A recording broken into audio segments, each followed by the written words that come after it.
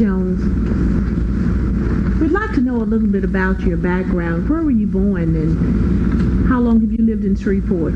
I've lived in Shreveport since 1919, but I was born in DeSoto Parish. Well, the little post office was Lula, Louisiana. Lula. So I said I was born between Lula and Hunter, Louisiana. Oh, Lula and Hunter, Louisiana. And I was born September the 10th, 1905. September 1905. And it happened to have been on a Sunday morning at 5 o'clock. And of course, I always say that I got here in time to go to Sunday school. Sunday school, that's wonderful. Well, who were your parents? My parents was Cora Handy Brown, and John Henry Brown was my father. Oh, and they were from that area? My father was from Grand Cane, and my mother was from DeSoto, down the way I was born. Did you attend school in Yes. Well, I can remember in south of Mansfield. My first schooling was in, the teacher had a little school in her house. Something, I mean, like, I guess our kindergarten now, but just all the children, any child that was big enough that they thought was able to be taught. Well, that's why we went to school. We did not have a school down in South Mansfield. Do you have any fond memories of those days? Anything special that stands out? Yes, I do. The main thing that I would like about it would be the recess where we would play ring plays, ring around the roses and hopscotch and things like that. To me was really good.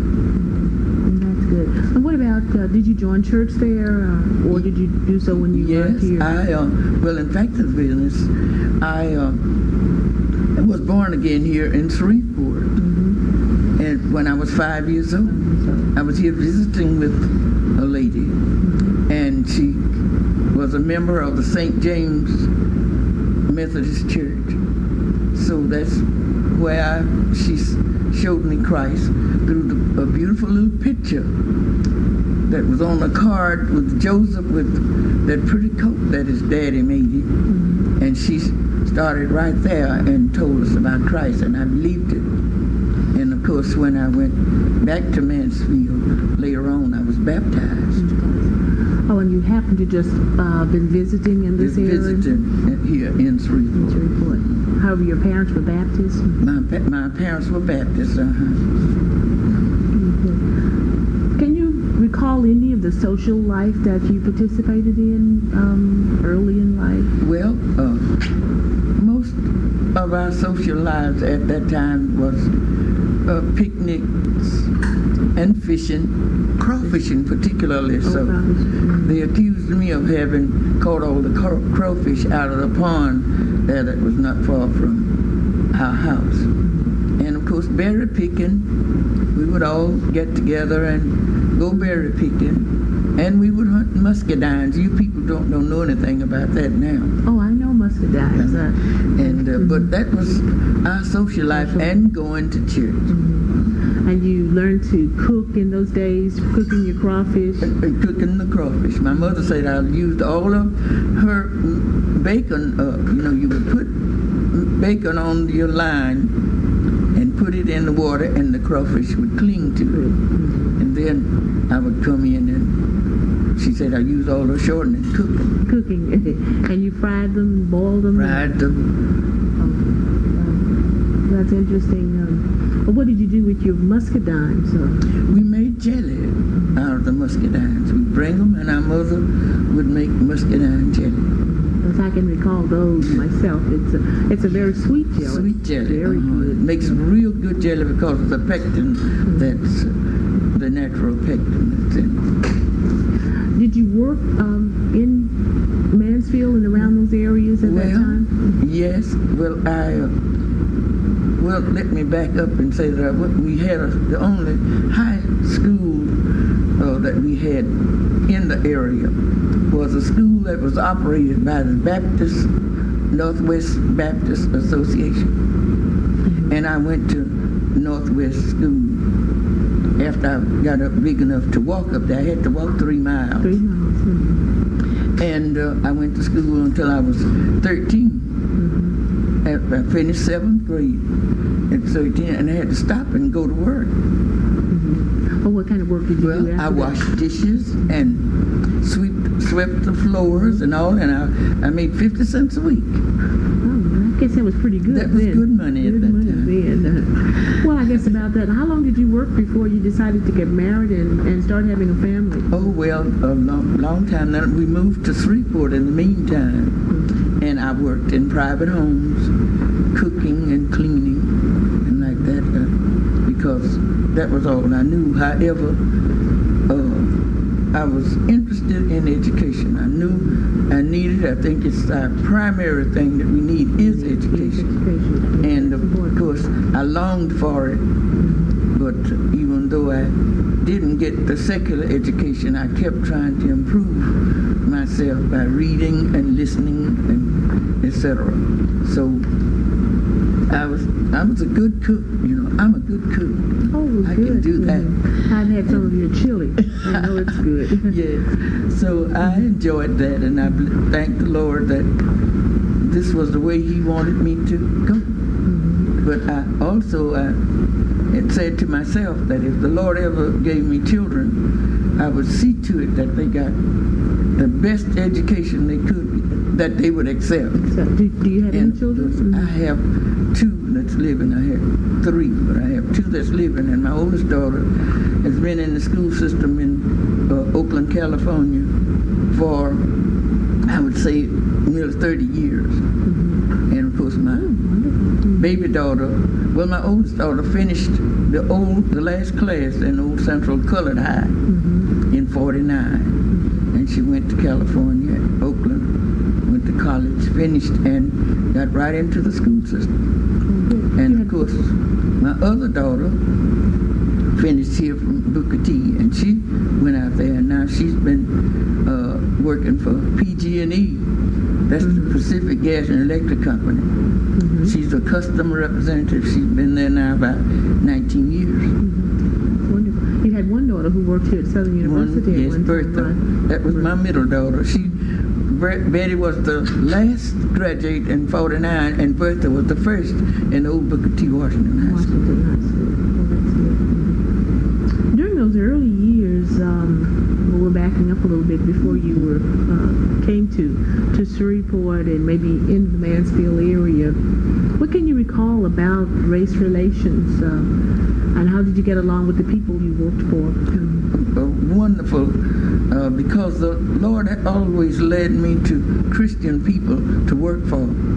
And of course, my grandfather's farm let me go back down to Hunter and Lula, Louisiana. My great-grandfather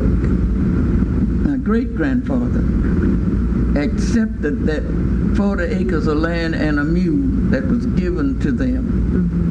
And then my grandfather grew up on that place, and he bought land around, and he had his own plantation, you would call it, because he did have sharecroppers. And I really,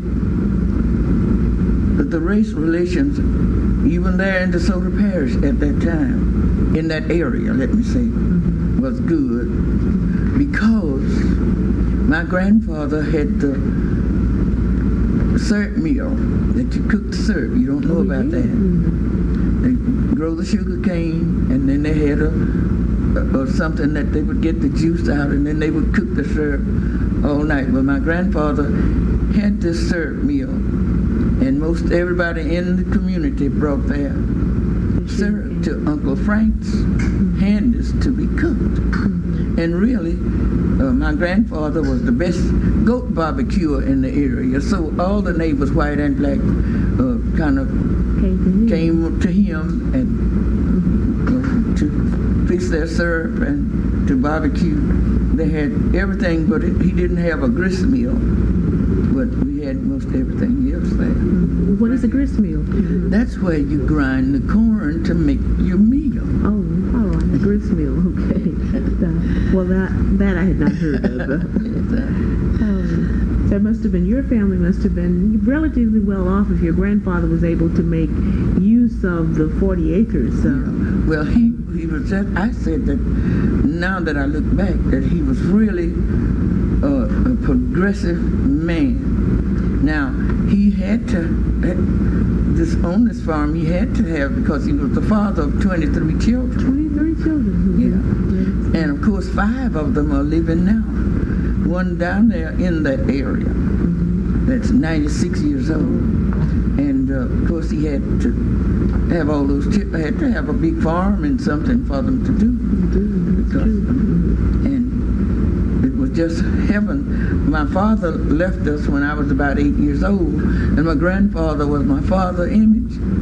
And when we moved uptown, they called it, from down in the country, but we would all gather for homecoming as a family. And when I was a kid, if you had asked me if I wanted to go to heaven or grandpa's, I would have said grandpa's. Because it was glorious there. We had such a grand time. And probably had lots of food. That's right, everything. Just wonderful.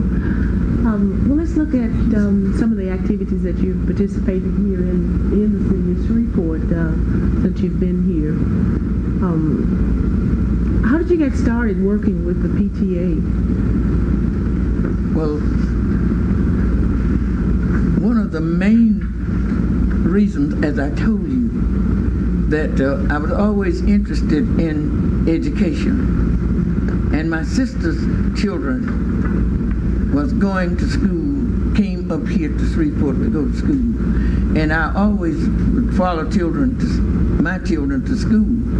Even though at that time I did not have children, they were hers, and I kept up with them and became interested within the school system and with the teachers, helping children to help to furnish them with clothes even and things like that. Some children wouldn't have dresses to participate in the programs, and my nieces would tell me, and I do so, and we would get together and make clothes for them so they could participate.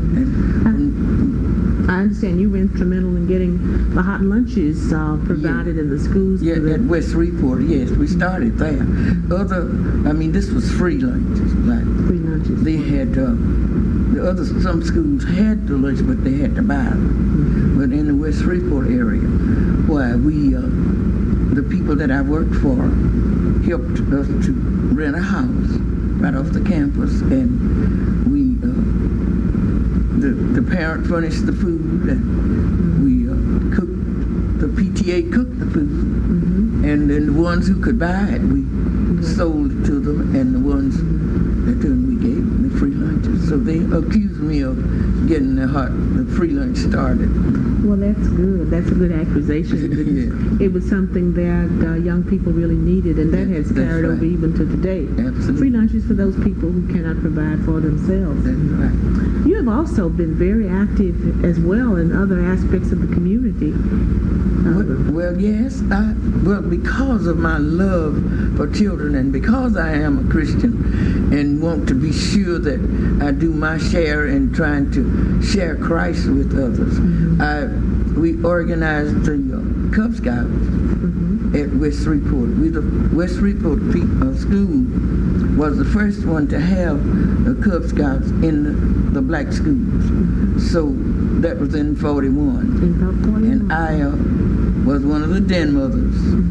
And I'm still now interested in that. I have some Eagle Scouts. In fact, Carl Stewart says when he gets to be 80 years old, I will say that I'm his den mother. His den mother. Yeah, so you've helped a number of young people along the way. That's right. And that's the important thing, living your religion. And also I've worked with Girl Scouts because I had 2 girls. When they came along, I saw to it that they got into Girl Scouting, and I do have my 15-year pin in Girl Scouting. And I am the first woman to receive the Silver Beaver in Boy Scouting. Oh, that's good. That's what my certificate says. The Silver Beaver. That's good. And you have, in the PTA, you were instrumental in carrying education to those young people who could not get out. Some who were handicapped and incapacitated. Tell us about some of those projects. There was one young man whose name was Jones, and I can't recall his name right now, but he was in the iron lung. He had polio, and he was in the iron lung, but out at the hospital, and the sorority and the PTA had the telephone service to his bed. And he had his teacher there too, Reverend, and I can't think of his name right now, but because he is a preacher now, and I do have the pictures and things home, but he taught, and we finished him, and I was there at the hospital for his graduation. Oh, that's wonderful. Also, we had a girl that had rheumatic fever and was in bed for 4 years, and her highest ambition was to finish high school. So the sorority and the PTA helped. We had this phone service to her bed, and it was hooked up at the school, at Brooker T. Washington School, and I think you were one of the teachers that taught her, right? Right, I was. That's right, Evora. Viola Glover. That's Viola Glover. Viola Glover. And we have her picture with her cap and gown that she received, because that was her main ambition, to finish high school. So we thank God for that. The Lord did us that. And that was a wonderful blessing too. Otherwise, she never would have finished to get to the classroom. Right. Absolutely. And she was. I can recall those years when we had the telephone there, that's right. She listened to us. That's right. And of course, she was an honor student too, wasn't she? And she was. Many times she could answer questions that students in the classroom could not. Yes. And I'd turn to the phone and ask Viola to answer the question, or to tell us, what the subject was, or maybe even analyze a short story or poem. And she was able to do an excellent job of it. So, and one of the greatest things that I think in PTA is every year when school would begin, the white PTA would have what was known as a milk drive for their underprivileged children. Well, if they had them, we did too. So the people that I worked for talked with the mayor, and he gave us permission to have a milk drive for the black children. What year was that that you had the milk drive? Yeah. Do you recall the year? Yeah, 44, I believe. I believe that was 44. I have it at the house. It's all on record. But anyway, the white parents, we publicized it that we were having this milk drive. We were organized. We were just going to have it for West Shreveport. We didn't know. But they said we would have to have it for all schools. So we had 13 schools around in Shreveport of black children. And we organized and got our PTA drive, our milk drive ready. And of course the white parents said that we couldn't have it downtown. So we had to have it in our own areas, they said. So we did. We didn't like it, but we did it. And we did a marvelous job. And I have records of how much milk we gave. We did this for 2 years or more. 2 years. And collect money and issue milk. And the milk companies saw our eagerness, and they gave us milk. And I have this on record. Well, that's wonderful. You've been very involved in civic as well as religious activities. And what about some of your political or civil rights activiits? Well, I don't guess I was out in front with civil rights, because I never did do any of the marching or anything, but I encouraged and talked to the young people to tell them how important it was for them to become involved politically by knowing about the system, and as soon as they were old enough to vote, then vote, and not just vote, but register, I'm trying to say, and not just register, but vote. But vote, and you're a shining example of what it means to go out and vote, because you've been on the police jury, the old police jury, and now the parish commission. That's right. How many years? Well, I was on the police jury. I went in to finish Gregory Tarver's unexpired term when the the city government changed to council form of government, then he wanted to get on the city council. So he decided that he would just put me there to finish his unexpired term, and I weren't supposed to run for when I got on there. Why, a lot of my old friends were on there, white friends, St. Clair Coons, and Wellborn Jack, and all those. So they encouraged me to run, and I ran, and won 72% with 2 running against them. So I loved it because it was knowing more about the government and what we could do to better ourselves and become a part of the government. So I've enjoyed it. I've been then. That was in '78. Then after the police jury, we had a new form of government in our parish. And we are now parish commissioners, and don't say police jury to us anymore because you've changed our image. And we hope, and now we are parish commissioners, and we are doing, I think, a good job with the help of the public. We criticize a lot, but that's okay.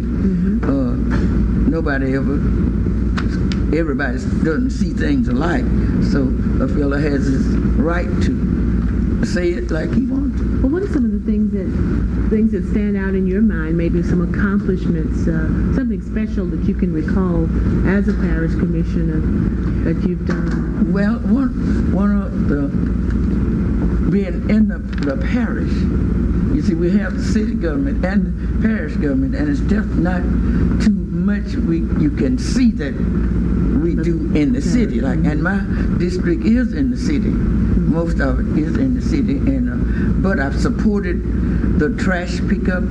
I have pictures where I had scouts doing the cleanup and like that, because that was the best I could do in my area. But in the outline, in the rural areas, why I supported the commissioners with my vote and so forth to make it better in the parish. In the parish, because the parish roads are That's important. Right. The roads, all of us. And of course, I'm on the jail committee to try to see to it that we have a better jail. I wish we didn't have to have any, but we do. And I'm on that committee. I've traveled all around looking at jails to see what the best we can do for a jail. Yeah, so the plan is to build a new jail, parish jail. That's right. We're hoping that we'll get to it very soon. And also I work with juveniles. I'm with the juvenile department, with the juveniles. And we are planning now. Of course, you voted for us to have a new juvenile, center. That's important. So to me, that is very important, because if we can help our children, then we'll have a better world. Yes. And you're still involved in a number of things. Your maiden name is Handy. My maiden name was Brown. My mother was a Handy, of course we are descendants of W.C. Handy.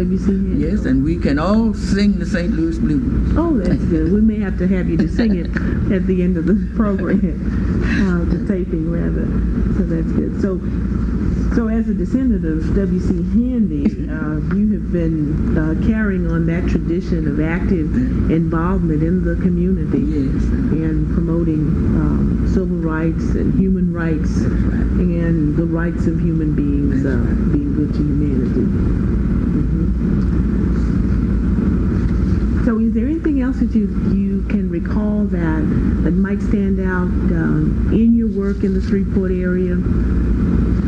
Well, at this minute I can't. The only thing there is that when I look back, I'm glad that I have been supportive of all of the worthwhile things that have happened in Shreveport, not just for blacks, but for people. For people. Right. And that's what it's all about. If you love God, then you've got to love people. because your work with the national and the state PTA that's involves working with all with people. all people. All And I've been in PTA since 1926. And of course, a year before last, down at Kenner, they awarded me the great grandmother of the Louisiana PTA. I did sign the merger for both PTAs in 70, and have worked ever since with PTA on the national level. And I am a member of the League of Women Voters, Right. Church Women United, and the Interfaith Committee for Dignity and Justice. So that's what it's all about, is working to. Working. Now, you've also been affiliated with one of the local churches here. Oh, yes. I've been a member of the Trinity Baptist Church since 1928.